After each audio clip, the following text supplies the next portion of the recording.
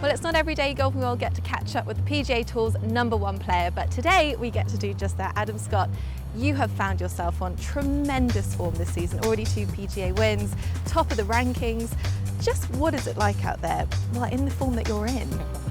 Well, it's what we're all practicing for sure, and it doesn't happen all the time, so I've certainly enjoyed the last month of golf. You know, winning at Honda and Doral at tough golf courses with great fields is extremely satisfying because it's been a bit of a dry spell on the winner's circle for me, and then to come back and win 2 weeks in a row is amazing, and just, you know, everything, your mindset changes and sets up the whole year, and certainly everything to look forward to now.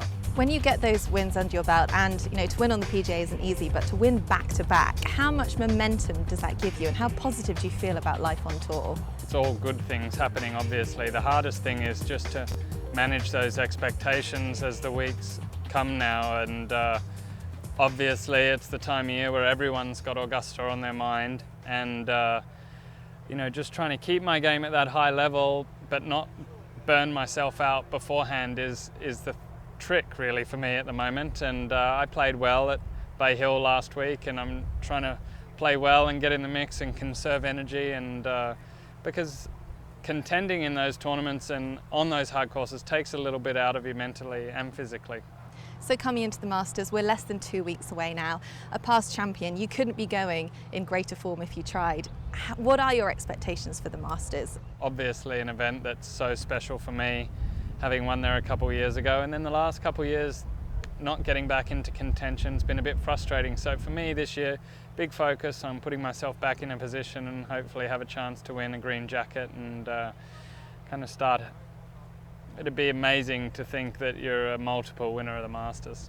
I know you said if you finish your career on one major, you'd be a little bit disappointed. Are the majors really your sole focus at the moment? Yeah, absolutely they are. It's what everyone kind of plays for. It's at the end of the day how your career is judged, and that's right or wrong, but that's how we kind of seem to do it. And I feel like I've been really close a lot of times in the last 4 or 5 years, and only managed to win one. And I'm not getting too old, but I'm certainly not getting any younger, and my window for really contending week in, week out, you know, is a little shorter than it once was, so I'd like to make the most of it now. And talking of age, we've got such a strong young generation going through. Jordan has always said that you're the player that he looked up to growing up. You may be a little bit older, but I guess you must feel that you have everything that those guys have to be right up there with them. Yeah, I still do. I mean, fortunately my health and my body has been good, and I haven't been dealing with any kind of serious injury ever, so I feel like I've got that going for me at least. And I certainly see the standard of golf very high from week in and week out from everyone, but I feel when I'm on my game that you know, I don't have anything that should hold me back from competing with the younger guys at the moment, and that's certainly a good thing. But it's great to see guys playing so well, so young, pushing everyone along. The standard of golf's really high, the game's in a good spot. I imagine for you as well, it was so nice to see Jason cross the line as a fellow was last year.